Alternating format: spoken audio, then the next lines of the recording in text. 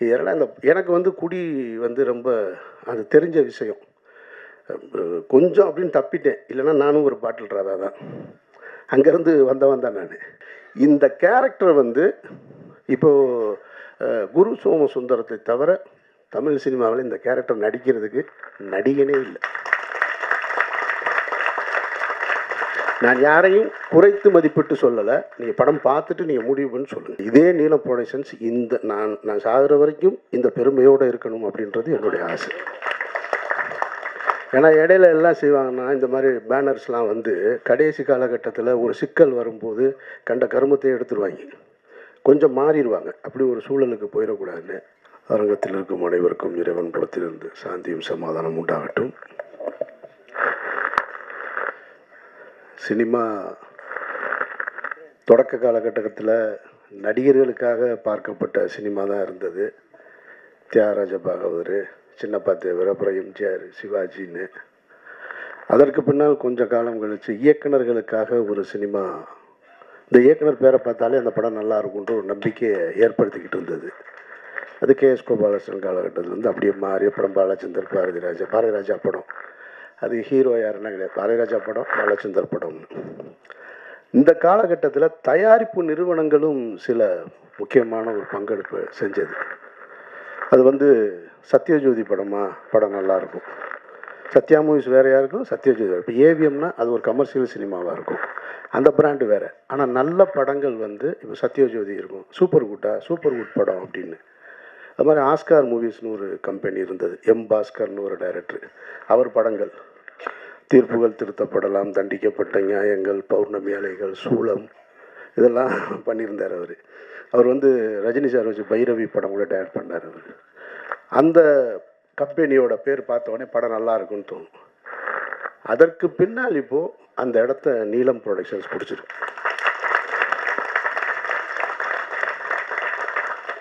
முதல்ல வந்து நீலம் ப்ரொடக்ஷன்ஸ்னு பேர் வைக்கும் பொழுது சரி, எல்லாரும் அவங்கவுங்க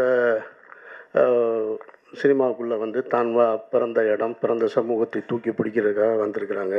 அந்த அடிப்படையில் ரஞ்சித்தும் நீலம்னு தூக்கி வச்சிட்டாரு, அப்படி தான் தோணுச்சு. அது தோணுற இயற்கை தானே.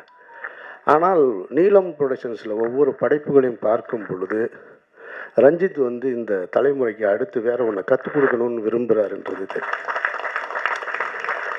அவர் நினச்சிருந்தா வெறும் பெயரை ரஞ்சித் ப்ரொடக்ஷன்ஸ் கூட வச்சுருக்கான். ஆனால் நீலம்னு வச்சுட்டு அதில் இருக்கிற படைப்புகளை வரிசையாக பார்க்கும் பொழுது நீலம் ப்ரொடக்ஷன்ஸில் வர்ற எந்த படமும் சோட போகாத படமாக இருக்குது, ஒரு மரியாதைக்குரிய படமாக இருக்குது.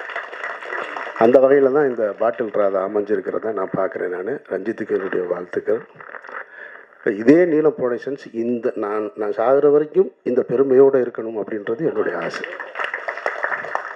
ஏன்னா இடையில எல்லாம் செய்வாங்கன்னா, இந்த மாதிரி பேனர்ஸ்லாம் வந்து கடைசி காலகட்டத்தில் ஒரு சிக்கல் வரும்போது கண்ட கருமத்தையும் எடுத்துருவாங்க, கொஞ்சம் மாறிடுவாங்க. அப்படி ஒரு சூழலுக்கு போயிடக்கூடாதுன்னு இந்த குடியை பற்றிய படம் அப்படின்னோடனே நமக்கு முதல்ல எனக்கு நினைவுக்கு வர்றது, எம்ஜிஆர் சிஎம்மாக இருக்கும்போது ஒரு படம் எடுத்தார். தேங்காய் சீனிவாசன் அவர்கள் ஹீரோவாக நடித்து நான் குடித்து கொண்டே இருப்பேன் அப்படின்னு ஒரு படம். அது ஒரு பிரச்சார படம் மாதிரி பண்ணியிருந்தாங்க. ஆனால் அந்த படம் வந்து குடியின் தாக்கத்தை சொல்லிச்சா நமக்கு அப்படின்னு கேட்டால் அந்த படம் சொல்லலை. அப்படி ஒன்று அந்த படத்தை பார்த்துட்டு யாரும் திருந்தினானா அப்படின்னு கேட்டால் எனக்கு தெரிஞ்சு திருந்துறதுக்கு வாய்ப்பு இல்லை. அந்த படமும் அப்படி தான் இருந்துச்சு. அது தேங்காய் சீனிவாசன் போல் ஒரு சீனியர் நகைச்சுவை நடிக்கும்போது அது வந்து சேரலை. அதோட மேக்கிங் அன்றைய காலகட்டத்தில் வச்சு. அதுக்கு பின்னாடி நான் வந்து குடியை பற்றி ரொம்ப சிலாகிச்சு பார்த்த படம் 2016 ஸ்பிரிட்னு ஒரு மலையாள படம், மோகன்லால் சார் நடித்தது. அந்த படம் பார்த்துட்டு கருப்புள்ளியப்பன் தான் அந்த படம் பார்த்துட்டு ரொம்ப நல்லா இருக்கு, நீங்கள் பாருங்கன்னாரு. எனக்கு படம் பார்த்த உடனே அந்த படம் ரொம்ப பிடிச்சி போய் அந்த படத்தோட ரைட்ஸ் வாங்கிட்டேன். நான் போய் அந்த ரைட்ஸை வாங்கிட்டு ரீமேக் படம் பண்ணுற ஐடியாவே கிடையாது லைஃப்பில். எந்த கதையாக இருந்தாலும் நல்லதோ கெட்டதோ குப்பை கதையோ நம்ம கதையிலே எடுத்துருவோன்னு சரி முதல் முறையாக இந்த ஸ்பிரிட்டை வந்து ரீமேக் பண்ணலான்னு சொல்லிட்டு அதை வாங்கி வச்சுக்கிட்டு ஒவ்வொரு ஹீரோவாக அப்ரோச் பண்ணேன். எனக்கு தெரிஞ்ச எந்த ஹீரோ ஒத்துக்கலை. இவ்வளோக்கு மோகன்லால் சாரை விட இவங்க யாரும் பெரிய ஹீரோக்கள் கிடையாது இங்கே இருக்கிறவங்க. அப்படி இருந்துமே அவர் பண்ணினதை இங்கே ஒத்துக்க தயாராக இல்லை. சரி, நான் அதோட அப்படியே வச்சுட்டேன்.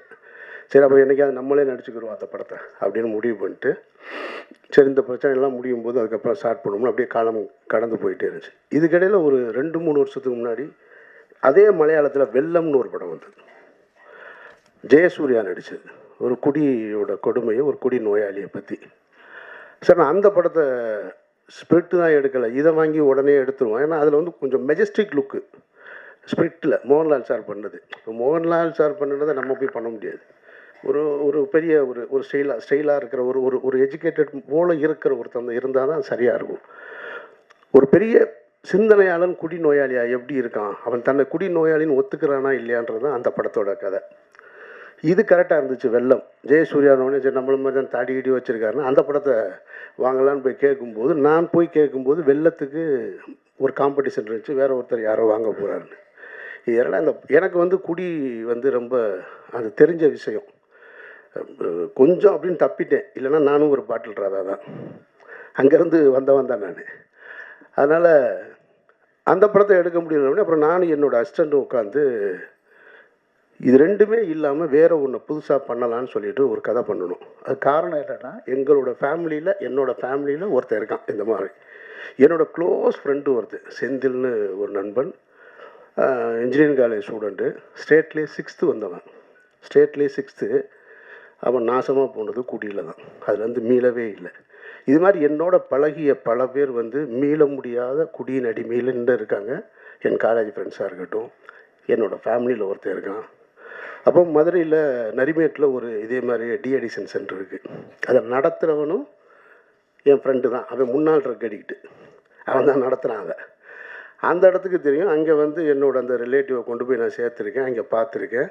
அவன் சொல்கிறான் அவன் எப்படி இதை ஸ்டார்ட் பண்ணு. எனக்கு முதல்ல தெரியாது. நான் கொண்டு போய் சேர்க்கும்போது அவன் வந்து அமீரோட ரிலேட்டிவ்னு கொண்டு போய் சேர்த்துட்டோம்.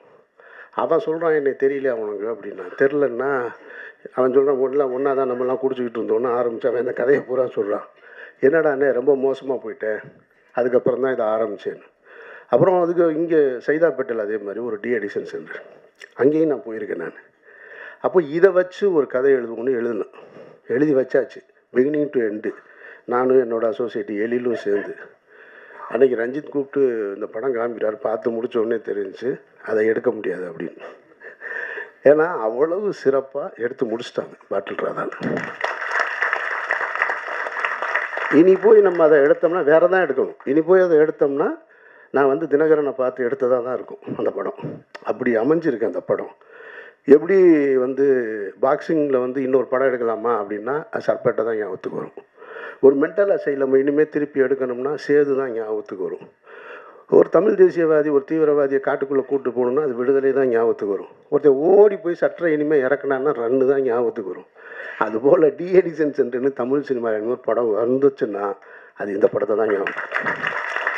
அப்படி ஒரு படம் அது மிகச்சிறப்பாக. அதாவது ஒரு ஃபஸ்ட் ஹாஃபை வந்து இவ்வளவு அழகாக என்கேஜ் பண்ண முடியுமா? ஏன் இங்கே சொன்னவங்க ஏன் சரியாக சொல்லலைன்னு தெரில. இது ஒன்றும் பிரச்சார படம்லாம் கிடையாது. இது பிரச்சாரம்ன்ற வார்த்தை நீங்கள் யூஸ் பண்ண வேண்டியதே இல்லை. Complete entertainment. மாறன்லாம் பின்னிருக்காரு ஃபஸ்ட் ஹாஃபில் எக்ஸ்ட்ரானரியாக. போகிற போக்கில் அதுவும் ஓபியில் டைலாக் டப்பிங்கில் போட்டிருக்காரு பாருங்கள். அங்கங்கே நீங்கள் எங்கே உட்காந்துருந்தாலும் சரி. இதை நான் என்ன சொல்கிறேன்னா, நான் மிகைப்படுத்தி சொல்லலை. சமீபத்தில் இந்த படத்தை குட்ரட்டில் பார்க்கும்போது மொத்த தேட்டர்லேயும் ஒரு ஆள் சிரிச்சுக்கிட்டே இருக்கான். படம் போட்டதுலேருந்து வெற்றிமாறன் தான், வேறு யாரும் இல்லை. சிரிக்கிறதுனா எப்படி இந்த லெவல்லாம் இல்லை. அவர் இப்படி தட்டுறாரு அப்படி தட்டுறாரு எந்திரிக்கிறாரு. என்னங்க இப்படி நான்லாம் சிரிப்புன்னு பேப்பரில் எழுதியிருந்தாலே சிரிப்பேன், இது என்னங்க இவ்வளவு அப்படின்றாரு. நானும் சிரித்தேன், ஆனால் இப்படிலாம் சிரிக்கலை. எல்லாரும் பார்க்குறாங்க, ஒருவேளை நக்கல் அடிக்கிறாங்க. உண்மையிலே அவ்வளவு சிறப்பாக இருந்துச்சு ஃபஸ்ட் ஹாஃபு. அந்த ஃபஸ்ட் ஹாஃபோட இன்ட்ரோல் பிளாக் ஒன்று இருக்குது. அந்த இன்ட்ரோல் பிளாக் வந்து இப்படி இந்த ஒரு படத்தை இன்ட்ரோல் பிளாக் வைக்க முடியுமா அப்படின்ற ஒரு இடத்த வந்து அந்த டைரக்டர் ஃபிக்ஸ் பண்ண அந்த பையன் தான் நினைக்கிறேன். அவன் தானே? அவனை நல்லா பார்த்து வச்சுக்கோங்க. நான் விளையாட்டுக்கு சொல்லலை. அவன் இன்ட்ரோல் பிளாக்கில் ஒரு வேலை பார்க்குறான், மொத்த பேரையும் பயமுறுத்திட்டான். அவ்வளவு சிறப்பாக போட்டான். சரி, இப்படி ஒரு ஃபஸ்ட் ஹாஃப் வச்சுட்டு செகண்ட் ஹாஃப் என்ன இருக்கும் அப்படின்னு போனால் டெட் கான்ட்ராஸ்டாக ஒரு எமோஷன் படம் ஃபுல்லாக. இப்போ நமக்கு ஒரு டவுட் வந்துச்சு, இப்படி ஒரு ஸ்க்ரீன் ப்ளே எப்படி எழுத முடியும்? கம்ப்ளீட் என்டர்டெயின்மெண்ட்டாக இருக்குது படத்தோட பிகினிங்கிலேருந்து இன்ட்ரோல் வரைக்கும் ஒரு இடம் கூட அவங்கள வந்து சும்மா இருக்க விடலை. ஜான் விஜய் எல்லாம் வந்து அப்படி பிரமாதப்படுத்திட்டார். பிரமாதமாக அந்த கேரக்டரு. இதில் இந்த ட்ரெய்லரில் ஒரு ஷாட் வந்துச்சு இல்லையா, அதான் அவரோட இன்ட்ரோடக்ஷன் ஷாட்டு. அவ்வளவு அழகாக, அவ்வளவு மெச்சூர்டாக. நான் சொன்னேன் இல்லையா மதுரையில் என்னோடய ஃப்ரெண்டுன்னு, அவன் கேரக்டர் தான் ஜான் விஜய் பண்ணியிருக்காரு. இந்த செகண்ட் ஹாஃப் என்னடான்னா அது வேறு ஒரு ஏரியாவில் இருக்குது, கம்ப்ளீட் எமோஷனில் இருக்குது. இப்போ லிங்கு சொன்னார் இல்லையா, அவன் வந்து அவன் போயிடக்கூடாதுன்னு. அந்த காட்சி இன்னொரு இடம், அதாவது புருஷன் எனக்கு காசு கொடுத்து அனுப்பிச்சிட்டு அந்த சஞ்சனா உட்காந்து சமைச்சிக்கிட்டு இருக்கிற ஒரு சீன் இருக்குது. அந்த சமைப்பாங்க, அந்த மீன் பொரிச்சிட்டு வச்சுட்டு பிள்ளைகளோட வந்துடுவான் அப்படின்னு.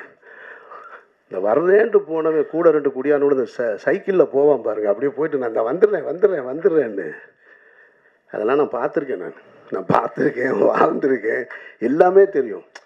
இந்த கேரக்டர் வந்து இப்போது குரு சோமசுந்தரத்தை தவிர தமிழ் சினிமாவில் இந்த கேரக்டர் நடிக்கிறதுக்கு நடிகனே இல்லை. நான் யாரையும் குறைத்து மதிப்பிட்டு சொல்லலை, நீங்கள் படம் பார்த்துட்டு நீங்கள் முடிவு பண்ணி சொல்லுங்கள். இவ்வளவு சிறப்பாக ஒருத்தன் பண்ண முடியுமா? பண்ணியிருக்காங்க. சரி, அவங்க ஹீரோயின் சஞ்சனா, அவங்க வந்து முதல்ல நமக்கு ஹீரோயின்னா வேறு மனநிலையில் தானே இருக்கும். அப்படி இருக்கணும் ஒன்று, ஒரு கேரக்டராக சிம்பிளாக ஒரு நடுத்தர குடும்பம், ஒரு மிடில் கிளாஸு, அவங்க தன்னுடைய கணவன் எப்படி இருக்கணும்னு ஆசைப்பட்டாங்க, ஆனால் இருக்க முடியலை, அவனோட வாழ்ந்துக்கிட்டு இருக்கிறது. ஒரு கட்டத்தில் பிரிஞ்சுட்டு நான் அந்த சீனை ரொம்ப ரசித்தேன். நான் இப்போ நம்ம எழுதுனா கூட அது அவ்வளோ தைரியமாக எழுதுவோமான்னு தெரில. குரு சோமசுந்தரம் வந்து நான் திருந்திட்டேன் அப்படின்னு சொல்லி அவங்க வேற ஒரு லைஃப்பை தொடங்குறதுக்காக நின்றுட்டுருப்பாங்க. அப்படி நடந்து வரும்போது அவனை பார்த்துட்டு புருஷன் நிற்கிறான்னு பார்த்துட்டு அப்படி திரும்பி வருவாங்க. வந்தோடனே நான் திருந்திட்டேன், நம்ம அவங்க கூட வாழணும்னு ஆசைப்பட்றேன், வீட்டுக்கு போகலாம் அப்படின்னோடனே நம்ம என்ன செய்வோம், சரி வாங்க ஆகா கணவனே கண்கண்ட தெய்வம், கல்லானாலும் கணவன் புல்லானாலும் புருஷன். செம்ம டைலாகு போடா நாயே, எக்ஸ்ட்ரானரி. நீ திருந்துவ, இதை நீ சொல்லுவ, நான் வந்து கேட்கணுமா? என் 10 வருஷ வாழ்க்கையை தொலைச்சிட்டேன்டான்னு ஒரு பொண்ணு சொல்கிற அந்த இடம் இருக்கு பாரு. எவ்வளவு கனவுகளோட இது போல் திருமணம் செஞ்சு வைக்கிறாங்க. ஏன்னா இந்த வார்த்தை நான் என் ஃப்ரெண்டோட ஒய்ஃப்கிட்ட கேட்டேன். நான் இன்றைக்கி அந்த பொண்ணுங்க 2 பேருமே காலேஜ் படிக்கிறாங்க, ஒருத்தவங்க துபாய் போயிட்டாங்க. கல்யாணம் ஆன நாள்லேருந்து ஒருத்தன் போராடிருக்கான். ஒரு பொண்ணு போராடி அவனை மீட்டெடுக்கவே முடியலை கடைசி வரைக்கும். எத்தனை டிஎடிஷன் சென்டர் கொண்டு போய் விட்டாலும் அங்கேருந்து ஒரு ஃபோன் போடுவான், அழுகுவான், நான் காலைல விழுகிறேன், என்னை மன்னிச்சிரு, நான் திருப்பி வந்துடுறேம்மா. வந்து ஒரு 10 நாள் தான் திருப்பி ஸ்டார்ட் பண்ணிடுவோம். அது அப்படியே போய் அந்த மனைவியோட அந்த வார்த்தையை நான் வந்து அவங்கக்கிட்ட கேட்டேன். அது ரொம்ப சிறப்பாக பண்ணியிருக்காங்க. அதில் அவங்க படம் பார்க்கலன்னு சொன்னாங்க. படத்தோட எண்டு ஷாட் இருக்குது. செகண்ட் ஹாஃப் ஃபுல்லாக எமோஷன் தான். ஃபஸ்ட் ஹாஃப் நீங்கள் பார்த்துட்டு அந்த மூடுக்கு பார்த்தீங்கன்னா செகண்ட் ஹாஃப் இருக்காது. அந்த எண்டில் கிளைமேக்ஸில் ஒரு சிங்கிள் ஷாட் ஒன்று பண்ணியிருக்காங்க அவங்க டைலாக் டெலிவரியோட, மிக பிரமாதமாக இருக்குது. எல்லா ஆர்டிஸ்ட்டுமே இதில் இவர் நல்லா நடிச்சிருக்காரு. மாறனெல்லாம் நான் ரசிச்சுக்கிட்டே இருந்தேன். மாறன் பேசுகிற டைலாக் எல்லாமே குட்டி குட்டியாக. ஜான் விஜய் அப்படி பார்த்துட்டு, ஜான் விஜயை நான் பெருசாக ரசித்ததில்லை, ஷார்பேட்டா தவிர. அவர் நான் ஒரு படம் நடிச்சிருக்கோம், அந்த படம் பாதியிலே நின்றுச்சு.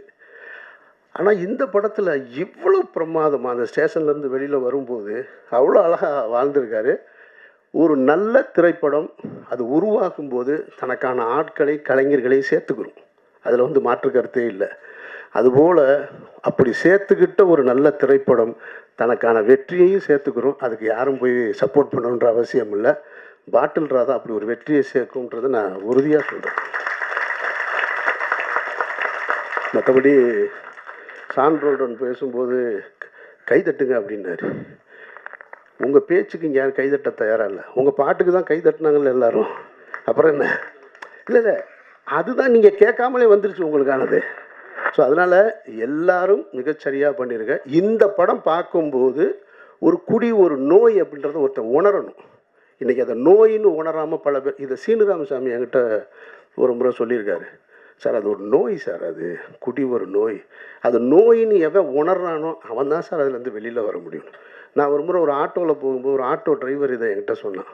சார் நான் ஒரு பெரிய குடி நோயாளி சார், இப்போ நான் வந்து அதுலேருந்து வந்துட்டேன், ரொம்ப கேவலமான, அவன் சொல்கிறான் நான் ரொம்ப கேவலமானவன் சார், அவ்வளவு கேவலமான செயல்களை செஞ்சுருந்தேன் நான்.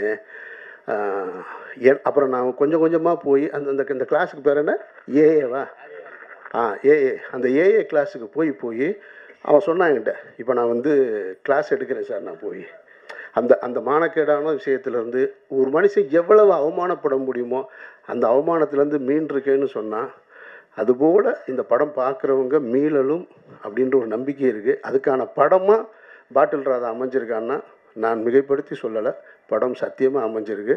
வாழ்த்துக்கள் ரஞ்சித் தன் குழுவினருக்கு, இயக்குனருக்கு என்னுடைய நெஞ்சார்ந்த வாழ்த்துக்கள். நன்றி.